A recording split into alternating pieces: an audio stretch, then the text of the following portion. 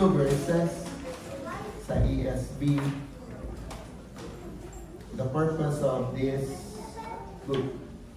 Now Jesus did many other signs and the presence of the disciples, which are not written in this book, but these are written so that you may believe that Jesus is the Christ, the Son of God, and that by believing you may have life in His name. Ito po ay salita ng Diyos, siyang patuloy na magdagdag ng pagpapala sa pagkabasa ng kanyang salita. Bago po kayo umupo, tayo po munang lahat ay manalangin. Dakilang Diyos, maraming salamat. Kaya kami ay malayang nakakalapit sa Ama dahil po sa anak at dahil din sa pagkilos ng Banal na Espiritu sa aming mga buhay. Salamat ng marami sa regalo ng kaligtasan at na-enjoy po namin yung salvation blessings. Dalangin ko po, Panginoon, nawa ay maging comfort ang inyong salita sa aking kapwa mananampalataya at gamitin niyo rin ang Ebanghelyo sa kaliligtas pa ng mga nawawala. Bless us all as we study. We bring back all the glory and honor in Jesus' name. Amen. Please be seated. So, friends po sa akin, nung diniscuss po namin sa aming church, itong nakaraan, ito po'y nasulat ni Juan pagkatapos ng resurrection. Dalawang parte po ng resurrection, I preach resurrection part 1 and resurrection part 2. Sa dahilan kung bakit tayo ngayon ay sumasamba ng linggo, dahil po ang mga apostles ay sumamba ng linggo dahil sa pagkabuhay ng ating Panginoong Jesus. In fact, Christmas is not commanded to celebrate, right? Hindi naman kino-command, nilalagay natin yan as a family function. I believe na nagkaroon ng incarnation ng ating Panginoong Jesus, but the Bible tells us na kailangan natin, it is a command na tayo ay sumamba ng Sabat, ng linggo. It is a command na alalahanin natin yung Lord's Supper ng ating Panginoon. So that's why we want to be an obedient child. At ang nakita po nating pruweba ng kanyang resurrection, ito'y pinatutuhanan ng yung pagkasira o pagbukas ng tomb, an empty tomb, right? Then, hindi lang yon, ito'y pinatutuhanan ng mga anghel. So the angels na nandoon noong time na yon. At of course, dun sa mga sumunod, pinatutuhanan ng mga believers. Because the Lord Jesus Christ stayed for 40 days nung mga time na yon. Then, ang pagkatapos po nung resurrection, naalala po ninyo, bago magkaroon ng resurrection, mayroon munang crucifixion. At nung siya'y nakapako sa krus ng Kalbaryo, napakahalaga ng mga salitang binigas ng ating Panginoon. Ang tawag natin doon sa mga Katoliko or sa mga Pilipino kayo, yung 7 palabras, 7 sayings. Alam niyo ba, mayroong unang statement na binigas ang ating Panginoon bago niya ito isinulat, bago isinulat ni Juan itong purpose ng book. Diyan po sa mga talatang makikita po ninyo nung binanggit po ng ating Panginoon na peace be with you, peace be with you. Ang unang command na binigas ng ating Panginoon, ang sabi niya, ako'y sinugo ng Ama, ngayon ay sinusugo ko kayo. Alam niyo ba na doon nagmula yung pangalan ng iglesia nyo? The Great Commission Global Ministry? I think yung mga pioneering, I don't know kung sino po yung pioneer, kung nandito po sila, naisip nila to. It is a command from the mouth of the Lord, yung Great Commission. Kaya siya ay unang salitang nanggaling sa ating Panginoon na isinugo siya ng Ama at sinusugo niya yung kanyang mga apostol. As I said, kaya tayo nakikinabang ngayon. Yung mga Pilipinong nakaranas ng pagliligtas dahil po dito sa command na to. Dito po makakarating sa Pilipinas or dito sa UAE without this great commission. So, ayun po yun. Father has sent me, even so I am sending you. First word from Him after resurrections about Great Commission. The Gospel of John. Ang layunin ng aklat na ito. From the very start, we know that John began this Gospel with a bold declarations about the Lord Jesus Christ. Ano yung pagkatao ng ating Panginoong Jesus? Mababasa niyo yan sa first verse and second verse ng John chapter 1. Sabi doon, in the beginning was the Word, and the Word was with God, and the Word was God. From the very start, talagang in-establish na ni Juan, ni Apostle Juan, na itong salita ay Diyos, kasama ng Diyos, at ang salita ay Diyos. Then, of course, bago nabanggit itong verse 30, naalala po ninyo yung kanyang, nung nagkatagpo sila ni Thomas. Di ba?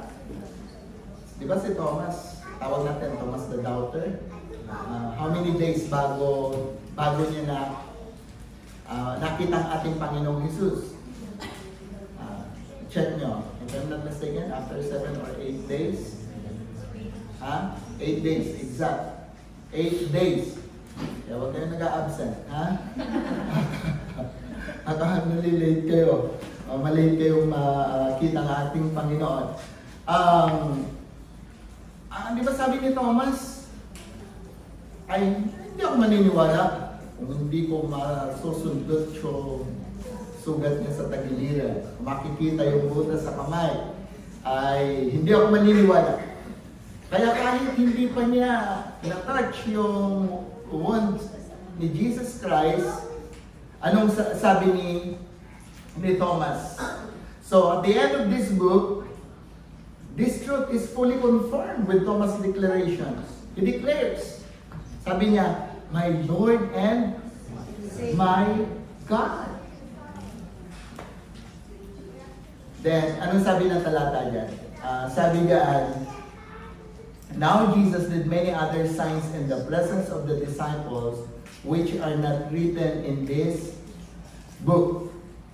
Napakaliwanag po dyan na bukod pala sa nabasa natin dito sa John, meron siyang mga na-perform. At yung iba nakita ng tinatawag natin Synoptic Gospel, nakita ng ibang apostles at naisulat nila. Pero sabi diyan, napakaliwanag sa na hindi daw recorded, specifically dito sa Book of John, para ipakita, una, selected material lang itong isinulat ni Juan dito to present the strong convincing witness kung sino si Jesus at kung ano yung kanyang mga ginawa. And at the same time, ang pinaka-key focus talaga dito nitong gospel na to, yung kanyang signs and miracles ay makita natin na Jesus Christ is truly divine. To see His deity sa layman term ng Filipino, makita natin yung kanyang pagiging Diyos.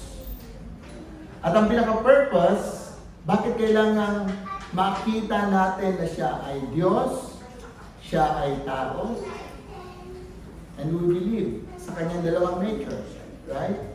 He is 100% God, 100% man.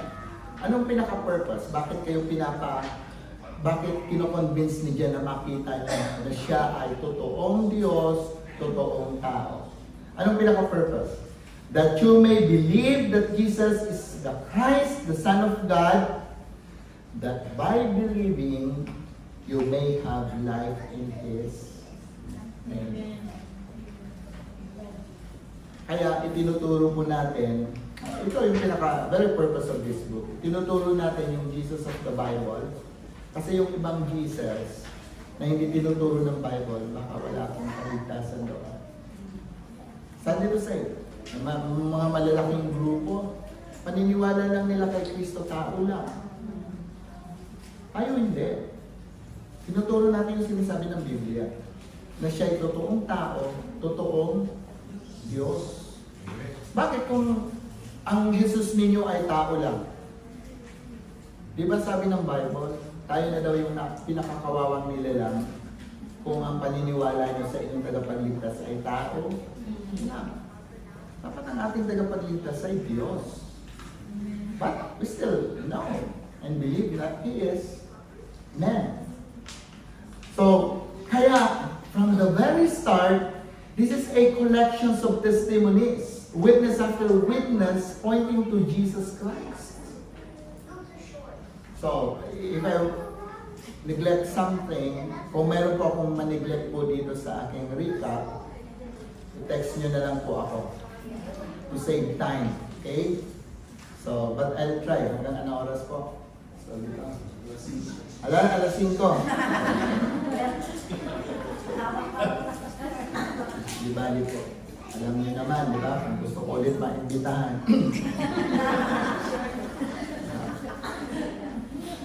So, pipilitin ko kung huwag dumating ng alas 5. Ano? Okay. First testimony comes from John the Baptist. Nung tinanong po siya ng mga Jewish leaders, he denied being the Christ and explained that his role was simply to announce the point to the Messiah. Di ba sabi ng mga Jewish leaders noon, ikaw ang Messiah, ikaw ba yung Son of God, ikaw ba yung expected Christ? Sabi niya sa verse 129, look, the Lamb of God who takes away the sin of the world. May tinuturo siya. Tinuturo niya yung binanggit dun sa verse 1 and 2 na nagkatawang tao. Tapos sabi niya, yun yung Lamb of God who takes away the sin of the world. And after that, John confirmed his witness by saying that he saw the Spirit descend on Jesus and testified, this is the Son of God. Sa verse 34. Another testimonies, yung first disciples. Nung si Andrew tinawag ng ating Panginoon, nung nakakilala siya, pumunta siya. Immediately told his brother Peter, sa verse 41 sabi niya, we have found the Messiah. Natagpuan namin ng Mesias. Then, ang ginawa naman ni Philip, di ba? Nung tinawag ni Jesus si Philip, isinama niya si Nathaniel. Then, sabi ni Nathaniel, di yata totoo yan, di ba? Skeptical siya. Then, nung nag-meet sila ni Jesus, sabi ni Jesus, ano pa nakita na kita? Yung pa lang. Then, sabi ni Nathaniel, you're the Son of God, you're the King of Israel. So, hindi lang yung kanilang paghaharap ng ating Panginoong Jesus, even yung miracles and yung kanyang mga signs. Thank you po. So, makikita po natin yung the first sign, water into wine. Alala po ninyo, nung dun sa miracle of Cana, na wala nang maiinom na alak, Jesus revealed His glory. Ginawa niya yung from water into wine, yung alak. Not only that, even yung si Nicodemus. Nung si Nicodemus, one of the religious leaders, confused po siya sa pagkakaunawa niya patungkol doon sa promised Messiah. Right after nung conversation ng ating Panginoon Jesus between Jesus and Nicodemus, anong sabi ni Nicodemus? Jesus, God's only Son. talagang nandun yung conclusion niya na sabi niya, pagdating doon sa 3:16 to 18, without believing that He is the Son of God, will be perished. The world might not perish, but for those who believe, hindi tayo mapapahamak. Tayo ay magkakaroon ng buhay na walang hanggan. Do you remember the Samaritan woman? Pagkatapos po na yung conversation ni Jesus Christ at Samaritan woman, sabi ng Samaritan woman, could this be the Christ? Then, because of that witness, because of that encounter, ang ginawa nitong Samaritan woman, pinamalita niya doon sa town. Then, anong sabi po dito?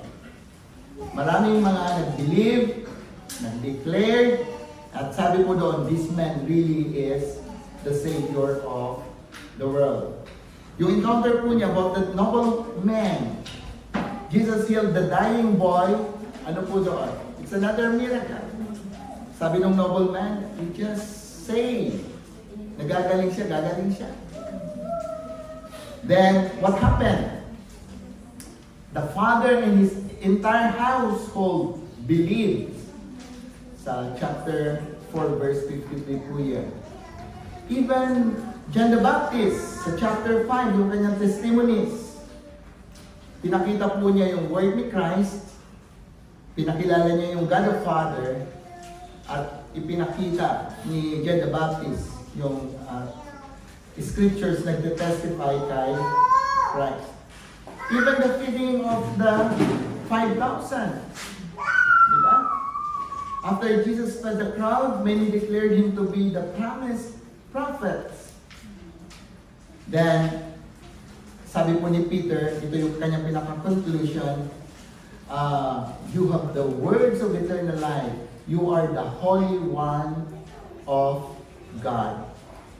Then, even chapter 7 and 8, yung growing faith ng mga tao. Kikita po ninyo, tinatawag siya, some called him as prophet, others openly confessed him as the Christ. Another encounter, yung the man born blind. Diba? Jesus healed the man born blind. Then, the man's understanding of Jesus grew step by step. Una, sabi niya, this is the man, a prophet from God. Finally, he called him as Lord, whom he worshiped. So again, you will see, it shows how spiritual sights develop through faith. Then even the resurrections of Lazarus. When Jesus raised Lazarus from the dead, maraming mga Jews nakapag-witness. They believed in Him. Then the triumphal entry, nung siya po ay nag-enter sa Jerusalem as king, then the crowd shouted, Hosanna, blessed is the King of Israel. And even some leaders believed, bagamat ayaw nilang maging publicly i-confess ang ating Panginoon dahil sa fear nila, but they're confessing openly. Then, of course, the final confessions ng kanyang mga nakawitness sa kanya, sina Mary, disciples, and finally, Thomas, na sabi niya, my Lord and my God. Biruin niya, natapos ka agad yung John. Ha? Dagdagan natin ng konti. Kasi kanina, sabi ko, sinend sa akin ni Pastor Joseph itong mga songs, but sorry, hindi ko talaga napapakinggan the whole thing. Pero kanina, bless ako. Dahil, sabi kanina, anong version, yung the highest I am? Tama ba? The most high. The most high, right? Yung tama ba? He's the most high I am. Alam niyo ba? even the 7 a.m. Palaging ini-equip palagi sa pangalan ng ating Panginoon. Na dapat sa Diyos yun, di ba? Yung kaninang the Most High I Am. You know what? Even the 7 a.m. statements in the Gospel of John are clear declarations Jesus makes about who He is and what He gives. Sa isa na natin. Una, binanggit niya, sabi niya, I am the bread of life. He is the only one who can truly satisfy our spiritual hunger. And without Him, empty yung mga souls natin. I am the light of the world. Jesus brings truth, directions, life. Without Him, people walk in darkness and confusion. I am the door. Jesus is the only way to salvation and safety. Walang ibang entrance. Huwag po kayo maniwala na tayo daw ay nasa iba-iba lang na vehicles, iba-ibang daan. Pero at the end of the day, magkakasama daw tayo. Huwag po kayo maniwala. There's only one way. There's only one door. Pagdating sa usapin ng pagliligtas. At siya ang door na yon, siya yung way na yon, no other than the Lord Jesus Christ. I am the good shepherd. Jesus cares for His people personally and sacrificially. Pinakamaganda yon, He knows His sheep, then He lays down His life for them. Kaya nga, continue to preach the gospel or share the word faithfully kasi only the sheep can recognize the voice of the Lord. So, sabi nga, we're not here just to entertain you. Ang gumagawa po niyan, ini-entertain lang. Actually, yung mga sheep hindi naman ini-entertain. Gusto natin yung mga sheep makapakinig ng boses ng shepherd. Yung mga magaling mag-entertain, ang ini-entertain niya yung mga goats. Okay? Yung mga kambing. So, ibig sabihin, kung hindi nyo na-recognize yung boses ng pastol, siguro humingi tayo ng awa sa Diyos na maintindihan natin yung kanyang tinig. Pero kung na-entertain lang kayo, goat po kayo, ay mahirap yun.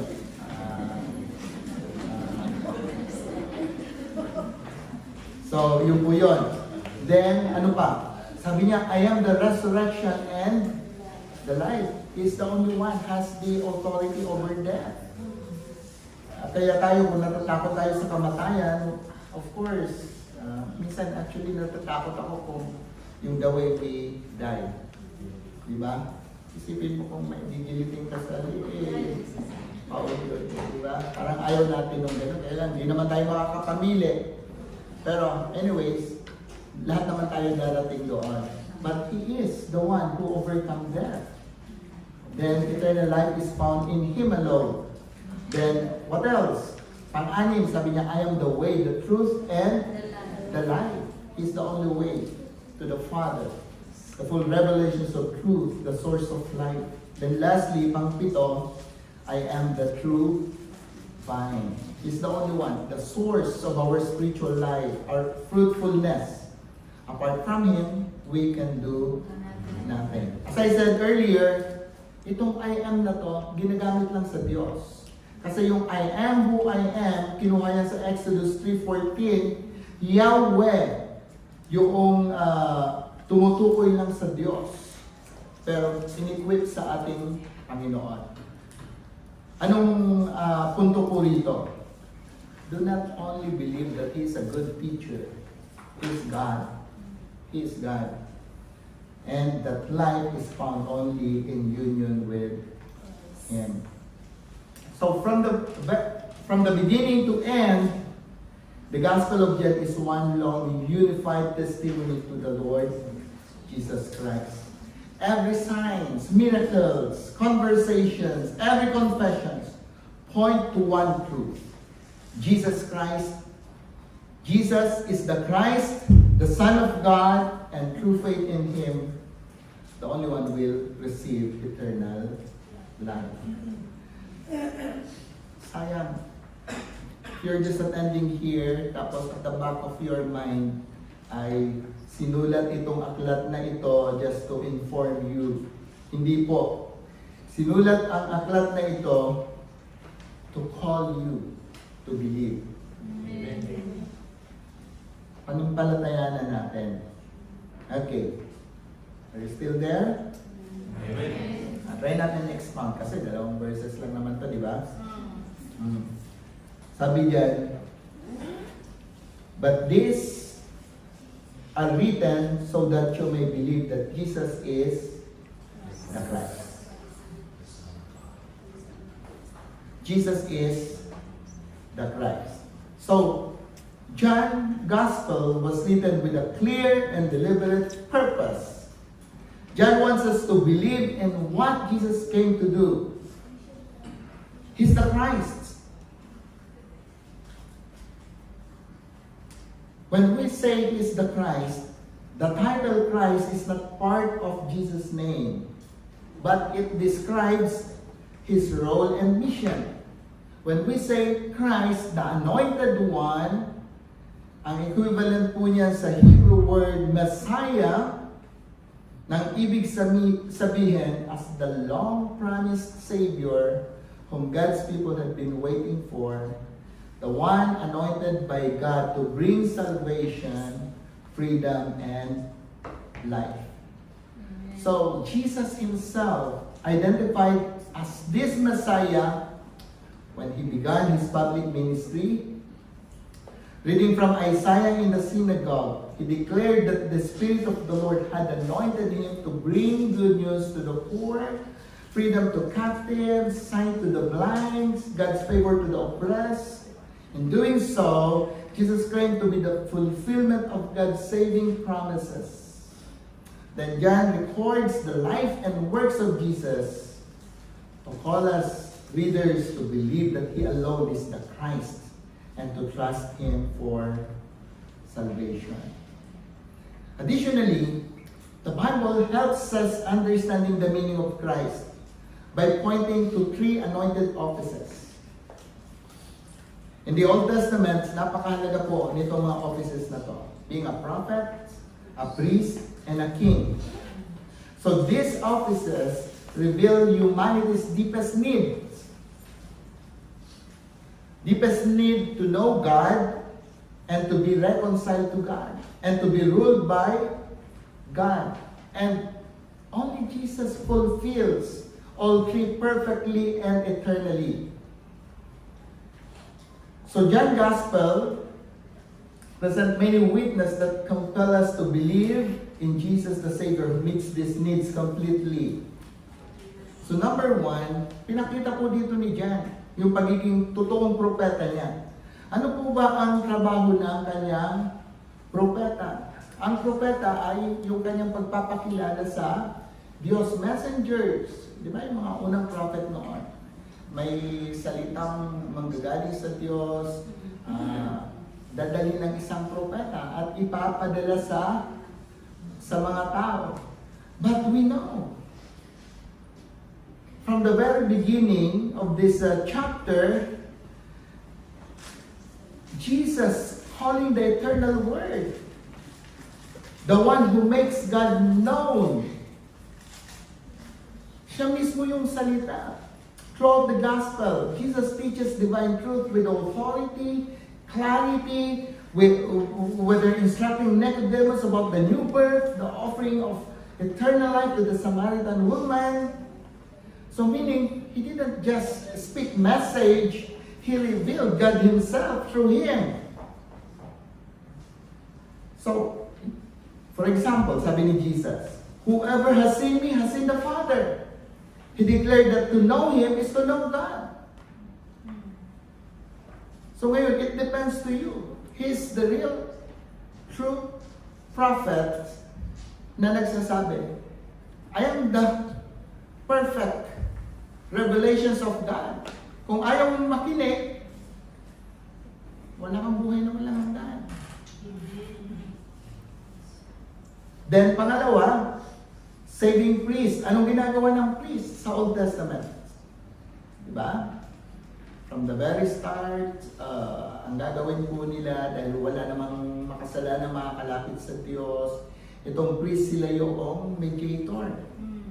Diba? Yung pag sila yung nag-assist doon sa kakatay ng mga unblemished lamb, lahat-lahat. Ano si Jesus mismo? Siya nag-perform noong priestly work. Siya na hindi naman dapat mamatay dahil sa ating mga kasalanan, siya yung naging sacrificial lamb. He became a substitute. Ang tawag doon yung vicarious death. Binayaran niya sa Ama yung dapat tayo ang magbayad ng ating mga kasalanan. Amen. Diba? He appeased the wrath of God. Yung priestly work. Then finally, you will see John bears witness to Jesus as the anointed king. Of course, through the miracles and the royal authority, yung kanyang authority over nature, over diseases, over demons, and even death. Siya po ay nakilala nating hari. Jesus established His kingdom through the cross. Even as He was crucified, the inscriptions about Him proclaim the truth, Jesus of Nazareth, the King of the Jews. And through His death and resurrection, He defeated sin, then established a kingdom of grace. Siya po yung ating tagapagligtas at hari ngayon. I believe His kingdom is here. Kumbaga sabi nga ay inaugurated, but what is the proper term in English? Nandito na daw yung kaharian. Pero already but not yet. Ibig sabihin, di ba? Hindi kayo naniniwala na kayo pinaghaharian ni Kristo. Kasi kung pinaghaharian lang kayo ng mga elders nyo, kung mga elders, hindi po kayo tatagal. Tao din naman kami ng kagaya ninyo. So, pero from time to time, as we prepare the message, we're asking guidance from God, and without the help of the Holy Spirit, without the work of the Holy Spirit in your heart, hindi nyo mapapakinggan ang boses ng ating Panginoon. He's our King. Amen. He is our leader. Kaya pag nagbigkas po kami ng salita dito, tinatry namin to share the word faithfully. Then kung ano yung sinasabi ng salita, parang tinatanggap nyo siya as if word ni Christ. Na kapag mayroong instruction na kailangan i-follow, sinusunod nyo. Kung mayroong kasalanan kailangan pagsisihan, pinagsisisihan nyo. Kung mayroong buhay Kristiyano na kailangan lumago, lumalago kayo. Sino nagpapasunod? Yung ating hari ng ating Panginoong Jesus. Hindi po yung preacher, hindi po yung mga leaders. Kami kasangkapan din lang para maghayag. Because we know that we are under Christ. At naintindihan natin yung kanyang tatlong offices, prophets, priest, and our King. Then, not only that, anong sabi po diyan? Believe that Jesus is the Christ. Then, pangalawa, the Son of God. So again, John makes it clear that this gospel wasn't written to entertain us, to entertain readers, or to satisfy curiosity about Jesus, but to lead people to genuine faith, yung totoong pananampalataya. He carefully selected certain signs in advance so that readers would come to believe both Jesus is and what He has done. And this is the center of this faith, is the truth that Jesus is the Son of God. The miracles na mga recorded ni John, mapapansin nyo, hindi siya nasa random wonders. Talagang napakaliwanag na clear testimonies to Jesus' deity. Pinakita niya yung turning water into wines. So, it reveals Jesus as Lord over creation. Nung ipinakita niya nung nagbigay siya ng sight to a man born blind, displays the very works of God. Most powerfully, Jesus did not merely claim authority over death. He declared nung sinabi niya, I am the resurrection and the life. And then prove it by raising Lazarus from the grave. So through these signs, John persuades us that Jesus is not simply a great teacher, not only a great prophet, but truly divine. So mabigat po itong truth na to. At kailangan natin sa araw na to to confess that Jesus is the Son of God. Hindi po siya theological statement lang. It was a declaration of ultimate loyalty. So, John likely wrote his gospel in Ephesus na nung binanggit po niya yan, nakita niya yung mga devoted sa emperor worship nung time na yon. People, during the time, people openly proclaim, sinasabi nila na Caesar is Lord, Caesar is God. So, against that background, ang unang makikita niyong apostle na nagkaroon ng confession, ito nga si Thomas. Sabi ni Thomas, my Lord and my God. Alam niyo po, pag sinabi natin He is the Son of God, when we acknowledge Him as our Lord and God, you are simply saying, or it is a bold rejection of all false gods and false authorities. Pag sinabi niyo, He's the Son of God, He's my Lord, He is my God. Yun po ay bold confessions nyo na nire-reject nyo yung pinapaniwalaan ng iba at naniniwala lang kayo sa ating Panginoong Jesus. So, ang pinaka-purpose po nito, therefore, is not simply that we agree with the doctrine, but that we commit ourselves to worship of Jesus alone. So, to believe in Christ is to give Him supreme allegiance, to live for the glory of His kingdom, and rather, kingdoms of this world, reject every rival, yung mga political powers, religious system, or yung worship of itself. So, meaning, this Gospel of John, the very purpose of this book, calls us to the same confession and the same commitment. We're saying that, Jesus is the Christ. Jesus Christ alone is our Lord and our God. Naniniwala po ba kayo? Amen. You are serving a risen Savior. You're serving a God-man Savior, Lord, Son of God, Jesus Christ. So, this gospel presents a deeply personal questions sa bawat isa po sa atin. So, if you believe that He is God, He is the Son of God, and John is very careful in explaining His purpose. Ang tanong, talaga ba ang Diyos nyo ang ating Panginoon? When we say that He is our Lord, He is our God.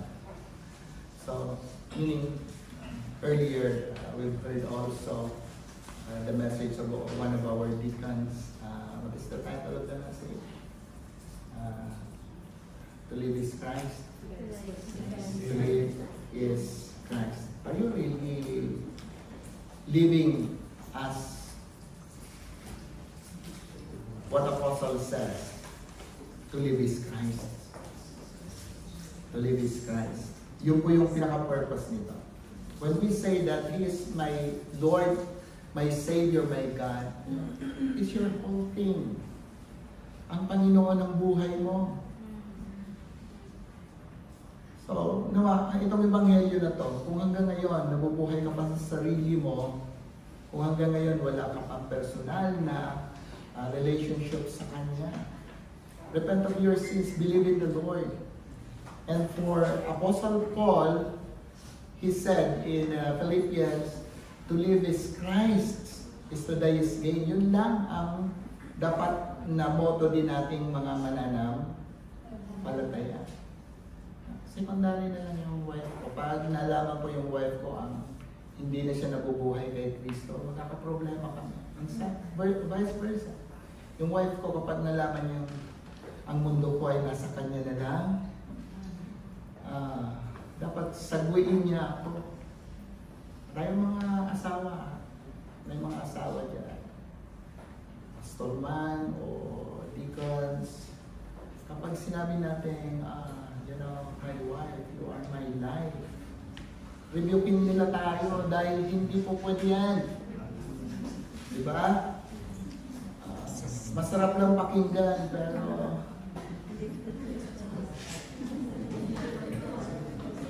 huwag kayong maniwala dyan. Binubola lang kayo dyan. Kita nyo, wala pa ng regalo sa inyo, no?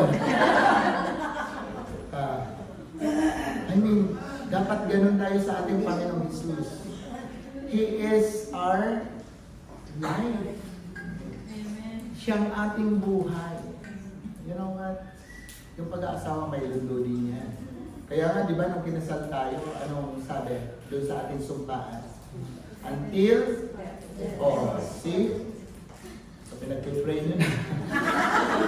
Ano, wag naman. Malamang nag-iinis lang kayo.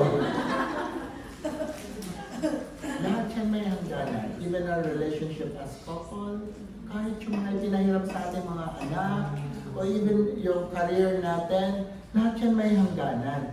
At yan ay pinuputol na kamatayan. Pero kay Pablo, sabi niya, kahit daw putulin ng kamatayan, sabi niya, gain pa rin sa kanya na yung siya ay nakay Kristo.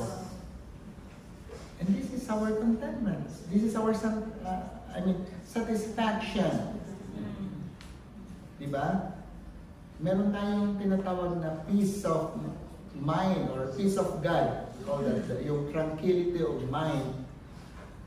As long as you know that you are in the Lord, you are in Christ. Diba? Believe me, hindi po ito pang bagong taon, but you will agree with me. Papasok ang bagong taon, yung iba sa inyo, malamang may mga pagsubok pa rin sa buhay na pinagdadaanan.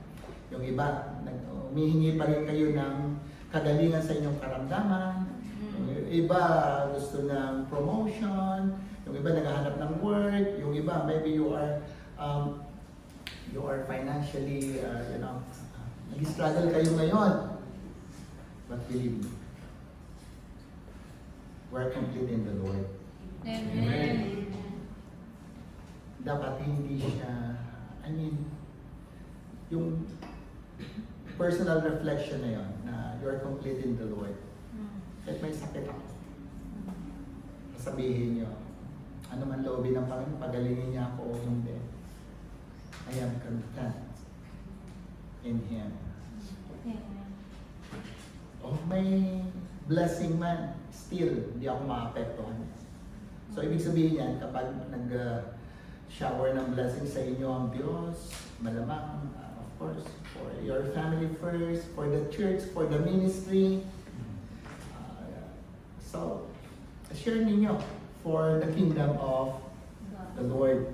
So, ito po yung sinishare po dito sa atin na kapag sinabi kong He is my Lord, He is the Son of God, He is my Christ, sabi diyan, and that by believing you may have life in His name. So yung pong ibig sabihin noon, tama na yung palagi tayong inaalipin ng sarili natin. Alam niyo ba yung inaalipin ng sarili niyo? That's our first enemy. Yung, I don't know, sa mga mag-asawa. Na nakapagdidesisyon ng isang major decision na sa pansarili lang na desisyon.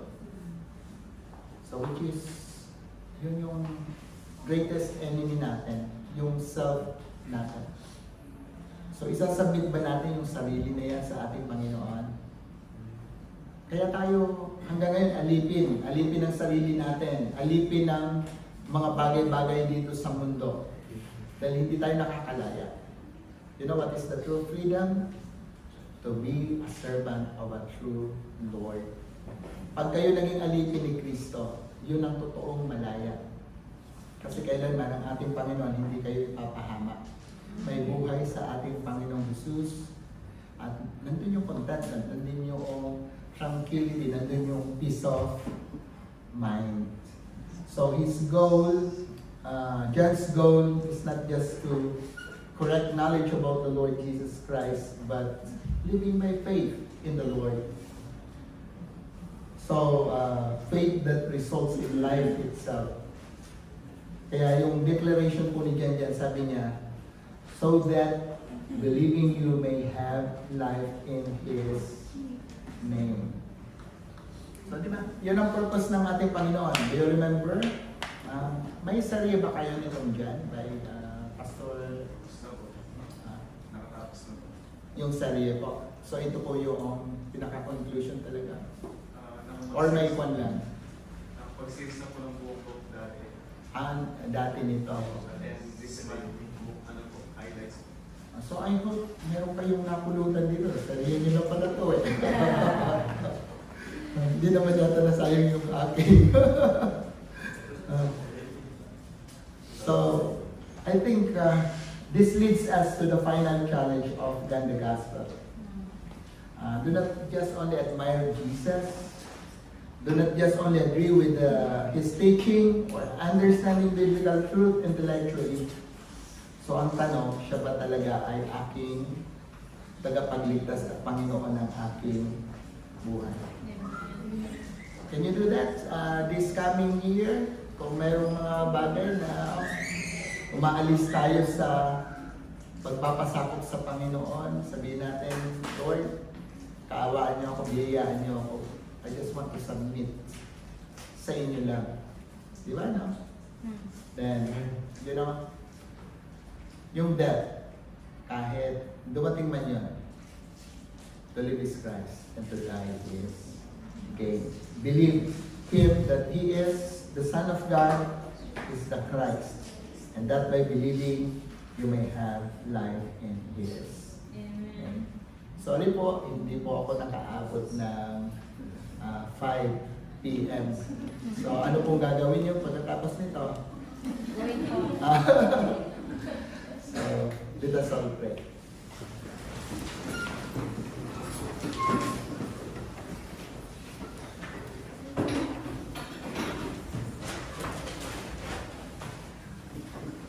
Dakilang Diyos, maraming salamat sa mga katotohanan ng aming napakinggan sa aklat po ni Juan at yung layunin po ninyo. To know you as our Christ and the Son of God, that we may have eternal life. Sa mga nakikinig, kailangan natin siya bilang isang tagapagligtas. Repent of your sins, believe in Him. Sa mga mananampalataya, isang hamon sa bawat isa sa atin na siya'y kilalanin bilang tagapagligtas at Panginoon ng ating buhay. He's our King. Siya yung nag-rule sa atin, nagpapasulod sa atin. Hanggang sa dumating po siya. Kung hindi man dumating yung kanyang pagbabalik, maybe yung ating appointed time sa lupa, but still, alam po natin, tayo'y magsusulit sa Diyos at kagaya ng sinabi ni Pablo, to live is Christ, is to die is gain. Yun lang ang pakinabang. At maraming salamat sa inyong masaganang awa at biyaya. Salamat sa growth na ibinibigyan niyo po sa iglesyang ito.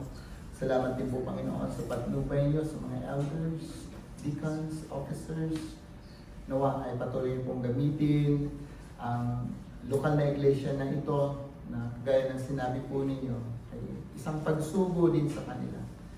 The Great Commission Global Ministry na patuloy po namin maihayag ang mabuting balita sa iba. Now to Him who is able to keep you from stumbling and to present you blameless before the presence of His glory with great joy, to the only God our Savior, through Jesus Christ our Lord. Be glory, majesty, dominion, and authority before all time, and now and forever. Amen. Amen.